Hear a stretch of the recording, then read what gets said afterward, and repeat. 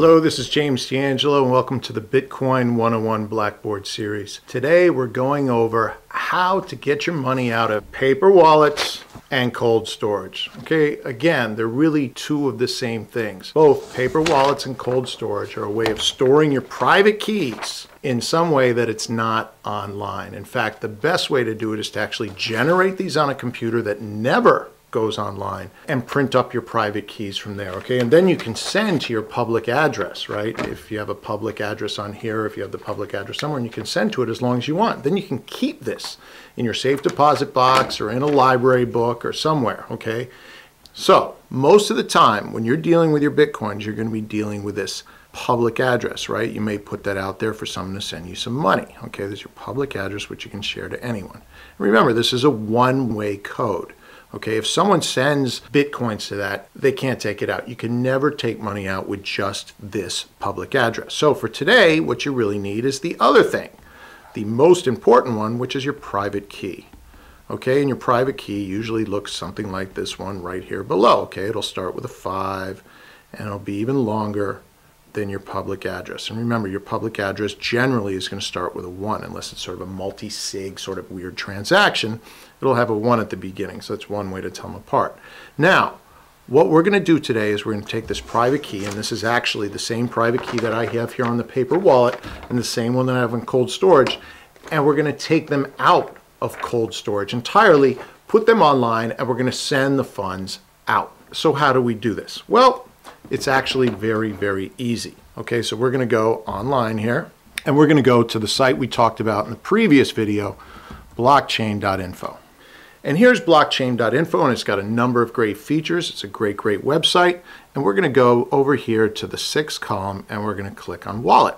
And what we're going to do is we're going to start a brand new wallet. And it's actually the best way to take your money off of cold storage is to start a brand new wallet, because blockchain.info and a bunch of other wallets, it's not always clear. So say you've got $20 in your old wallet and you bring in $5 new. Well, you're not really sure when you're spending, if you're spending from one or the other. It's hard to select which addresses you're spending from. So you may not understand that, but I highly recommend for the first few times you do it, you create a brand new wallet to take your funds out of your cold storage and your paper wallet. And remember, hopefully you're using sloppy wallets, okay? Wallets which have very small amounts in it, because you really want to get used to this process. Do not be doing lots and lots of Bitcoins in these transactions when you're learning this, okay? Use 10 cents at a time. So here we go. We're going to go over here and we're going to say start a new wallet. So I'm going to do my address here, World Bitcoin Network, type in my password I use for all my sloppy wallets, and then I'm going to go and try and recognize this thing, and I'm going to hit continue. Now, your wallet's been created successfully. If you forget the details, the phrase below can be used to recover everything, okay? This monkey sum, got, anteater, syndicate, digital, blah, blah, blah, is one way to recover your wallet. So you might want to copy that, and since I use sloppy wallets, I'm going to copy that and just stick that on my desktop. Do not save mnemonic on your PC or in your email drafts, write it down or print it, unless you're creating sloppy wallets, okay? You want to leave them all over the place. So if people find these private keys and these mnemonics and they drain funds from it, well, then you're learning that people are coming after your stuff, okay? One thing I love to do is leave private keys all over my computer or leave paper wallets all around my house and then add them all up into one watching wallet. And if the value is going down, I know that someone's coming after my stuff. That's called sloppy wallets. Very handy things to have. So do not save the mnemonic on your PC or in your email drafts. Write it down or print it if you're dealing with large sums of Bitcoin. Okay, anything more than $20, you probably want to store somewhere else. And remember, yes, people can break into your house and they can come get your paper wallets. You could put this into a safe deposit box. But for every person who's coming to break in your house and looking for your paper wallet, there's probably 20 million malware software hackers attacking your computer looking for Bitcoin keys. So the whole idea, remember, of cold storage, and these are both forms of cold storage, is to get your private keys with your real balances of Bitcoins off your computer entirely. Okay, let's continue. Without the mnemonic, we can't recover your password, right? Blockchain.info doesn't save your passwords on their site. This is all client-side stuff, not server-side stuff. But we're going to say continue. And now I've got my new wallet, right? I will go in here and I will type in my password. Voila, I've got a zero balance wallet. Perfect for taking stuff off of cold storage. Now I've got to set this up some way so that I can put the funds here. So somehow I've got to get my Bitcoins from this piece of paper or even a brain wallet or this USB drive into here. And the way to do that is to go to the fifth column over here, import export. This is importing and exporting private keys, okay? And we're gonna click on that. And of course they give you their whole spiel about it. You can read through that, but we know what we're doing. We're going through, okay? And this is also where you can set up a watching wallet. A great feature is to have watching wallets. For all your sloppy wallets, you can put all the public addresses here and you can watch them all at once. So you could have 30 sloppy wallets all being watched in one blockchain.info wallet. But that's not where we're going. We're going over here to import a private key. So now my big problem is I've got to get it from this piece of paper into this column down here where it says private key. Well, I could start typing. So here I've got 5KIQ. Well, gosh, this is a sloppy wallet, so I don't want to spend so much time doing that. So I actually go over here to QR Journal, this free little software you can download for your Macintosh. I'm sure there's some for the PCs. And there you see me down there. That's my computer's camera.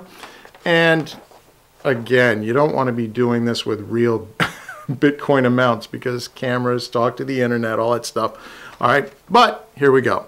We're going to hold up our secret private code there and bam, thing recognizes it right away.